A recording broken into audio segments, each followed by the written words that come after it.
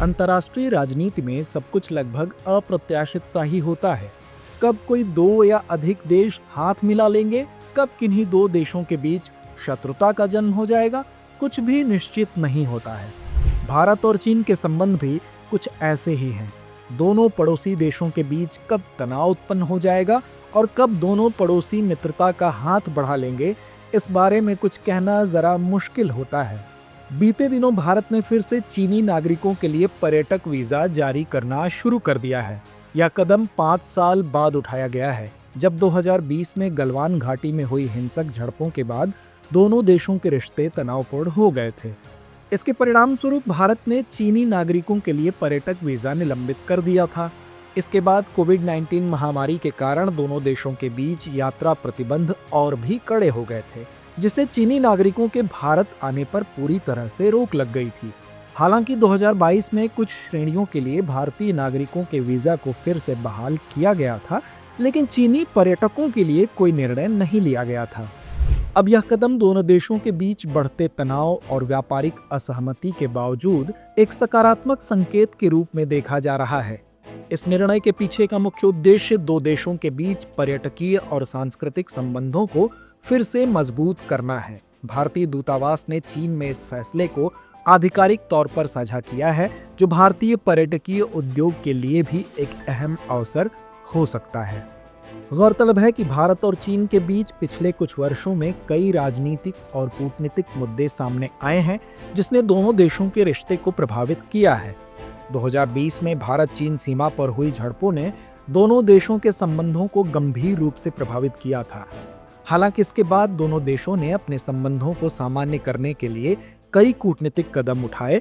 मसलन 2024 में प्रधानमंत्री नरेंद्र मोदी और चीनी राष्ट्रपति शी जिनपिंग के बीच रूस में हुई बैठक के बाद दोनों देशों ने आपसी विश्वास और सहयोग बढ़ाने के लिए कदम उठाने पर सहमति जताई थी।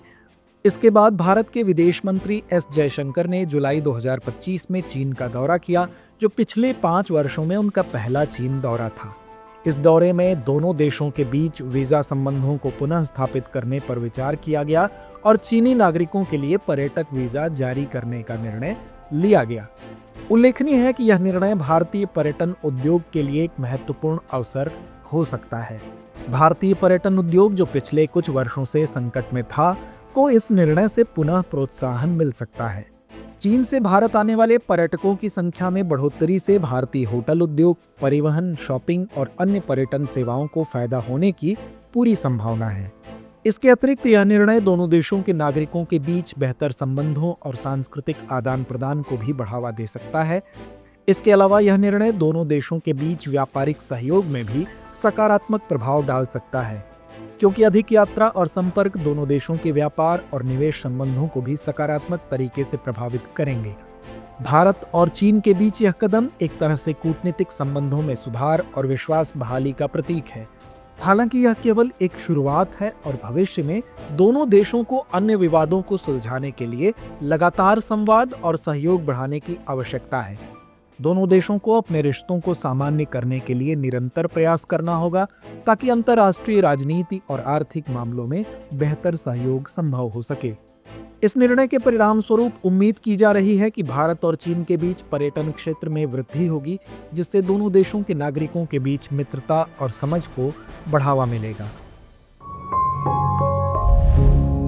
अब बारी है इस कार्यक्रम के रविवारी विशेषांक दुनिया मेरे आगे की, जिसमें हम बात करेंगे दूसरी अहम अंतर्राष्ट्रीय खबरों की। हाल ही में अमेरिका ने आधिकारिक रूप से यूनेस्को से बाहर निकलने की घोषणा की है। यह निर्णय ट्रंप प्रशासन के आदेश पर लिया गया। ट्रंप प्रशासन के द्वारा यूनेस्को पर विभाजनकारी सांस्कृतिक और सामाजिक कारणों का समर्थन करने का आरोप लगाया गया। इस कदम के पीछे अमेरिका का यह तर्क था कि यूनेस्को अमेरिकी मूल्यों के खिलाफ काम कर रहा था। बता दें कि यह तीसरी बार है जब अमेरिका ने यूनेस्को से बाहर निकलने का निर्णय लिया है। इससे पहले 1984 और 2017 में भी अमेरिका ने यह कदम उठाया था। हाल ही में प्रधानमंत्री नरेंद्र मोदी ब्रिटेन की आधिकारिक यात्रा पर थे। इस दौरान प्रधानमंत्री नरेंद्र मोदी ने एक ऐतिहासिक मुक्त व्यापार समझौते यानी FTA पर हस्ताक्षर किए। यह समझौता 3 वर्षों की वार्ताओं के बाद संपन्न हुआ और इसके तहत दोनों देशों के बीच व्यापारिक संबंधों को सुदृढ़ करने के लिए कई महत्वपूर्ण कदम उठाए गए हैं। इस समझौते के तहत भारत के 99% निर्यातों को ब्रिटेन में शून्य शुल्क लाभ मिलेगा।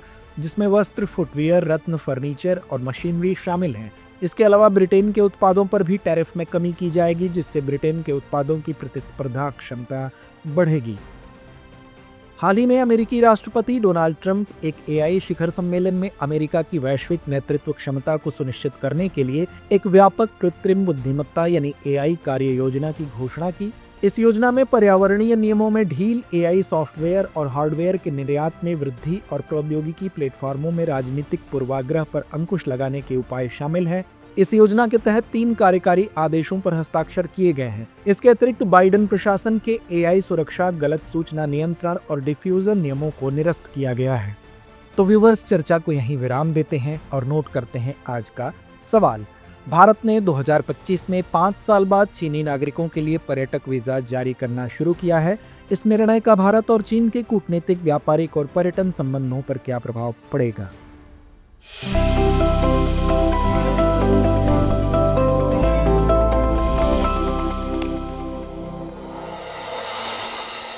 डियर व्यूअर्स, अपने एग्जाम की तैयारी को और बेहतर करने के लिए हमारे चैनल को लाइक, शेयर और सब्सक्राइब करना न भूलें।